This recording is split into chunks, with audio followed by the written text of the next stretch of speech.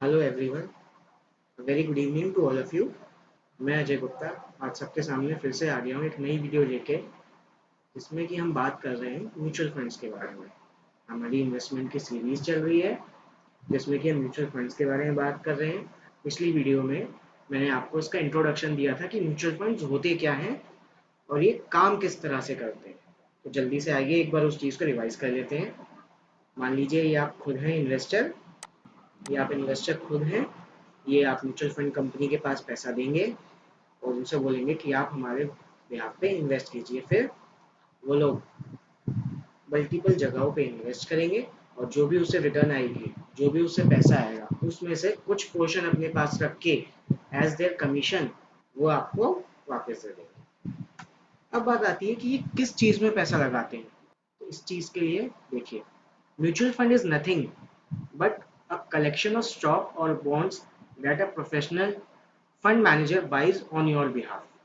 ये क्या है? ये भी कुछ नहीं है।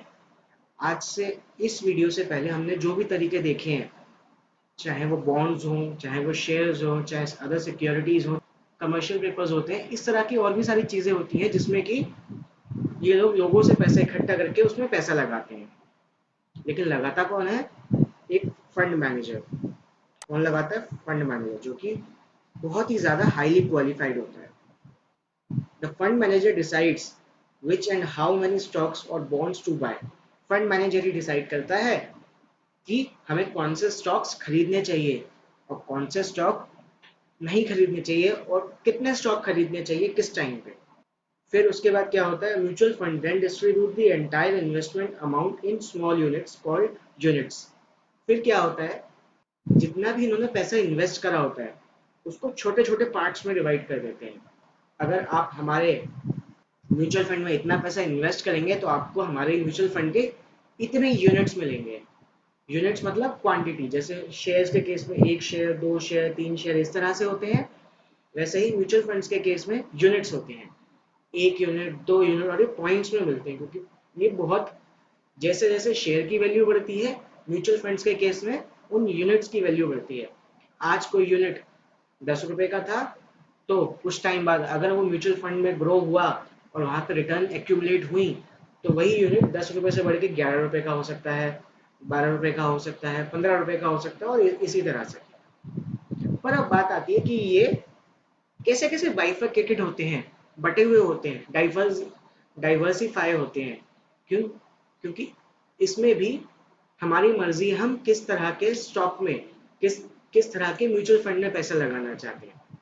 मैं आपको सबको लेके आ गया हूँ इस पे, इन्वेस्टोपीडिया की वेबसाइट पे। अब देखिए, मैंने यहाँ पे क्लिक किया, टाइप्स ऑफ म्यूचुअल फंड, ये आ गया। Mutual funds are divided into several kinds of categories representing the kinds of securities that have targeted their portfolio and the type of returns they seek। जैसे मैंने आपको शुरू में ही समझाया था कि हम सबकी रिटर्न्स हमारे रिस्क टेकिंग कैपेबिलिटी के ऊपर होती है। तो इसमें भी वही कह रहे हैं कि जितना आपका रिस्क है, जितनी आपकी रिस्क टेकिंग कैपेबिलिटी है, उसके हिसाब से हमने म्यूचुअल फंड्स बांट रखे हैं। देखिए कौन कौन से होते हैं म्यूचुअल फंड्स। पहला होता है इक्विटी फंड, उसके बाद होता है फिक्स्ड इनकम फंड, इसके बाद होता है index fund, balanced funds, money market funds, income funds, international global funds, speciality funds, ETFs, ये सब कुछ। इतने में से मैं आपको कुछ इतने अच्छे से समझाऊंगा कि उसके बाद आप खुद ही समझ सकते हैं कि आपको किस तरह के म्यूचुअल फंड में इन्वेस्टमेंट करनी चाहिए और कितनी कितनी बाइफरकेशन के साथ करनी चाहिए। ठीक है, तो आइए सबसे पहले हम चलते हैं इक्विटी फंड्स पे। इक्विटी फंड्स होते क्या हैं? देखिए, the largest category in that of equity और stock funds, as the name implies, this sort of fund invests principally in stocks. देखिए, हमने शेयर्स की बात की थी। शेयर्स में क्या था? High risk and high return. ठीक है, सेम ये भी इस टाइप के म्यूचुअल फंड में जितना भी पैसा इन्वेस्ट होता है वो आगे जाके किस में इन्वेस्ट होता है? शेयर्स में। बट इनको पता होता है कि जैसे हमने एनालिसिस करी थी, आपको ध्यान होगा पिछली कुछ वीडियो में हमने एनालिसिस करी थी, अगर नहीं करी तो मैं आपको आई बटन पे इसका लिंक दे दूंगा। वहाँ से आप जाइए और मेरी RSI की वीडियो देख सकते हैं, MACD की वीडियो देख सकते हैं, बुलिश क्रॉसओवर्स, बियरिश क्रॉसओवर्स, इन सब के ऊपर मैंने वीडियो बनाई हुई हैं। और प्लीज़ प्लीज़ प्लीज़ मैं आप सबसे रिक्वेस्ट कर रहा हूँ, अगर आपको मेरी वीडियो अच्छी लग रही है, पसंद आ रही हैं, तो प्लीज़ आप इनको पूरा देखें, आगे भी लोगों के साथ शेयर करें, जिससे कि वो भी अपनी इन्वेस्टमेंट कर सकें और अपने पैसे से और पैसा बना सकें। शेयर्स के केस में हाई रिस्क और हाई रिटर्न था, हम लोग वहाँ इन्वेस्ट करते थे, लेकिन बहुत रिस्क के साथ। अब म्यूचुअल फंड में क्या है, इन्होंने एक सिक्योरिटी दे दी कि हमारे पास एक फंड मैनेजर है जो कि आपके पैसे को अच्छी तरह लगाएगा, उस जगह लगाएगा जहाँ हाई रिटर्न और लो रिस्क है। तो शेयर्स में भी वो ऐसी एनालिसिस करते हैं, जितनी एनालिसिस हमने दिखाई आपको RSI से या MACD से, उसी तरह से वो भी और टेक्निकल जाके और डीप में जाके एनालिसिस करते हैं और बेस्ट से बेस्ट शेयर आपके लिए लाते हैं और उसमें इन्वेस्ट करते हैं। और आप जब भी म्यूचुअल फंड में इन्वेस्ट करेंगे इक्विटी मार्केट में, तो वहाँ पे लिखा आएगा कि इस म्यूचुअल फंड का इतना परसेंट पैसा इस शेयर में लगा हुआ है, इतना परसेंट पैसा इस शेयर में लगा हुआ है, इतना परसेंट पैसा इस शेयर में लगा हुआ है। सारे आपके परसेंटेज वाइज उसमें बाइफरकेटेड बताया हुआ होगा, जिससे कि आप सब कुछ पढ़ सकते हो, देख सकते हो, समझ सकते हो अपने पैसा इन्वेस्ट करने से पहले। ये चीज़ आप लोगों को समझ में आई? क्यों आप समझ सकते हैं? क्योंकि आपने शेयर्स के बारे में सुना हुआ है, समझा हुआ है कि कौन सा शेयर कब क्या रिएक्ट करता है, और वहां से शेयर देख के आप खुद भी RSI पे या MACD पे टेक्निकल एनालिसिस कर सकते हैं। ये चीज़ आप लोग समझे? देखिए इसमें क्या लिखा है, within this group are various subcategories, some equity funds are named for the size of the companies they invest in, small, mid और लार्ज कैप। आपको याद होगा स्मॉल कैप, मिड कैप और लार्ज कैप कंपनीज की हमने बात की थी अपनी पुरानी वीडियोस में जब हम शेयर्स की बात करते थे। अगर आपको याद नहीं है तो मैं फिर से आपको वो चार्ट दिखाता हूँ। यहाँ पे हमने शेयर कैपिटल के हिसाब से, शेयर मार्केट कैपिटलाइजेशन के हिसाब से डिफ्रेंशिएट कर रखा है कि कौन सी कंपनी स्मॉल कैप है, कौन सी कंपनी मिड कैप है, कौन सी कंपनी लार्ज कैप है। इसी तरह से देखिए स्मॉल कंपनी का कितना मार्केट कैपिटलाइजेशन होना चाहिए, अप टू 8500 करोड़, तो वो कौन सी होगी, small company. Mid cap company है तो उसका मार्केट कैपिटलाइजेशन 8500 करोड़ से लेके 28,000 करोड़ तक होना चाहिए। और अगर किसी कंपनी का मार्केट कैपिटलाइजेशन 28,000 करोड़ से ज़्यादा है तो वो कौन सी बन जाएगी, लार्ज कैप कंपनी। देखिए उसी तरह से हमने यहाँ पे रिस्क बताए थे कि स्मॉल कैप में हाई रिस्क होता है, मिड कैप में रिस्क तो होता है but as compare to small cap कम होता है, और लार्ज कैप में सबसे कम रिस्क होता है। तो वही चीज़ हम यहाँ म्यूचुअल फंड्स में भी कंपेयर कर सकते हैं। देखिए यहाँ पे भी क्या लिखा है, the idea here is to classify fund based on the both size of the companies invested in their market cap. देखिए यहाँ पे भी हमें वही चीज़, वही हमें स्ट्रैटेजी अपनानी है। बड़ी से बड़ी कंपनीज में जो पैसा लगा रहे हैं, एएमसीज, एएमसीज कौन सी होती हैं, म्यूचुअल फंड कंपनीज, तो उसमें कहीं ना कहीं रिस्क कम होगा लेकिन प्रॉफिटेबिलिटी थोड़ी सी लो होगी। और अगर आपका पैसा छोटी कंपनीज में लग रहा है तो उस केस में रिस्क आपका थोड़ा ज़्यादा होगा लेकिन आप प्रॉफिट भी ज़्यादा कमाएंगे। ये चीज़ आप लोग समझे? इसीलिए मैंने आपको सबको शेयर्स पहले समझाए। क्यों? क्योंकि अगर मैं एक बार शेयर समझा दूंगा तो आपको म्यूचुअल फंड समझने में बहुत ही ज़्यादा आसानी होगी। तो यानी कि इक्विटी फंड्स कौन से होते हैं, जिन फंड का पैसा शेयर मार्केट में लगा होता है वो होते हैं इक्विटी फंड्स। अगला देखते हैं, ये कौन सा है, fixed income fund. Fixed income fund सुनते ही आपको तो समझ में एक चीज़ आ रही होगी कि इसमें फिक्स्ड इनकम होती होगी। जिस तरह से हम बात करते थे फिक्स्ड डिपॉजिट के बारे में, रिकरिंग डिपॉजिट्स के बारे में, ये उस तरह के फंड होते हैं। ये आपको एक फिक्स्ड इनकम देते हैं, लेकिन ये पैसा उनमें नहीं लगा होता है। ये पैसा किन में लगा होता है, देखिए।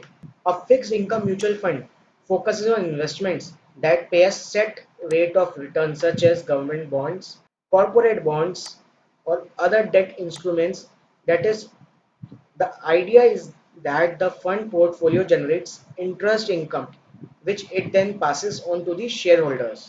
यानी कि ये क्या होता है, एक ऐसी जगह पैसा लगाते हैं जहाँ पर रिस्क कम से कम है लेकिन इनकम हमारी फिक्स्ड आती है। फिक्स्ड इनकम मतलब जैसे शेयर मार्केट में, इक्विटी फंड्स में क्या होता है, जैसे जैसे कंपनी ग्रोथ करेगी उस तरह से आपको पैसा मिलेगा, उतना उतना। अगर कंपनी डूब गई तो आपका पैसा डूब जाएगा। लेकिन फिक्स्ड इनकम फंड्स में क्या होता है, आपका पैसा डूबेगा नहीं। जितना पैसा आपने इन्वेस्ट कर रखा है वो तो आपका है ही है, प्लस उस पर इंटरेस्ट भी आपको मिलेगा, लेकिन थोड़ा सा कम, क्योंकि रिस्क कम है ना यहाँ पे। तो जब रिस्क कम होगा तो हमारी इनकम भी कम होगी। ये चीज़ आप लोग समझे। देखिए इसमें क्या लिखा है, sometimes referred to as bond fund, these funds are often actively managed and seek to buy relatively undervalued bonds in order to sell them at a profit। ये लोग क्या करते हैं, इन फंड्स के मैनेजर क्या करते हैं, गवर्नमेंट के बॉन्ड्स या और भी इस तरह के बॉन्ड्स होते हैं या गवर्नमेंट सिक्योरिटीज होती हैं या अदर डेट इंस्ट्रूमेंट्स होते हैं, उसको शॉर्ट प्राइस में, उसको अंडर वैल्यू पे खरीदते हैं। अंडर वैल्यू मतलब छोटे बॉन्ड्स, कम वैल्यू के बॉन्ड्स होते हैं, खरीद के रख लेते हैं। कुछ टाइम बाद जब वो बढ़ जाते हैं तब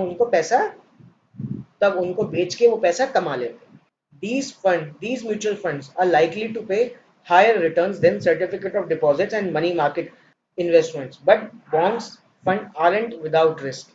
जैसे आपके फिक्स डिपॉजिट सर्टिफिकेट्स होते हैं या रिकरिंग डिपॉजिट, वो उसमें पैसा नहीं लगाते हैं, लेकिन उसी तरह का होता है, लेकिन थोड़ा सा इसमें रिस्क होता है, क्योंकि आपको म्यूचुअल फंड है, all investments are market to subject risk है, तो थोड़ा सा रिस्क यहाँ पे भी होता है, because there are many different types of bonds and bonds can vary dramatically depending on whether they invest। इसमें क्या होता है, एक इन बॉन्ड में पैसा नहीं होता, हजारों सैकड़ों बॉन्ड्स में पैसा होता है। तो अगर कोई एक बॉन्ड डूब गया तो उसका पैसा डूब सकता है, उतना परसेंटेज ऑफ अमाउंट लॉस हो सकता है। ये चीज आप लोग समझे। इसमें एक एग्जांपल दे रखा है, fund specialising in high yield junk bonds is much riskier than a fund that invest in government securities। देखिए बॉन्ड्स भी रिस्क वाले होते हैं। कोई एक छोटी सी कंपनी ने बॉन्ड इशू कर दिए और वहीं गवर्नमेंट ने बॉन्ड इशू करे, गवर्नमेंट दे रही है आपको इंटरेस्ट रेट 6% का और वो कंपनी आपको दे रही है इंटरेस्ट रेट 20% का। अब आप सोचिए, गवर्नमेंट के ऊपर भरोसा ज़्यादा करेंगे या छोटी सी कंपनी के ऊपर भरोसा ज़्यादा करेंगे? ऑब्वियसली गवर्नमेंट के ऊपर, चाहे वो रिटर्न कम दे रही है बट फिर भी वहाँ हमारे इन्वेस्टमेंट की सिक्योरिटी तो है। देखा आपने हम किस तरह से अपने इन्वेस्टमेंट के लिए डिसीजन ले सकते हैं। इसीलिए मैं आप सबसे फिर से रिक्वेस्ट करता हूँ, अपने रिस्क को एनालाइज करने के बाद इन्वेस्टमेंट कीजिए, ना कि रिटर्न को देख के। ये चीज़ आप लोग समझे। तो मैं उम्मीद करूँगा जितना भी आज मैंने आपसे डिस्कस करा है अपनी वीडियो में, वो आपको सबको समझ में आया होगा। और अगर आपको कोई भी डाउट लगता है म्यूचुअल फंड के ऊपर, तो आप मेरी वीडियो के नीचे कमेंट बॉक्स में मुझसे कमेंट करके पूछ सकते हैं या फिर मुझे मेल भी कर सकते हैं। अगली वीडियो में जल्दी ही मिलेंगे। मैं आपको टाइप्स ऑफ म्यूचुअल फंड्स बताऊंगा, कितने कितने तरह के म्यूचुअल फंड्स होते हैं और उनमें कैसे इन्वेस्ट कर सकते हैं, क्या चीज़ आपको देखनी चाहिए। ये चीज़ आप लोग समझे। तो अगली वीडियो में जल्दी ही मिलेंगे। तब तक के लिए thank you so much. Please be safe and be happy. Thank you.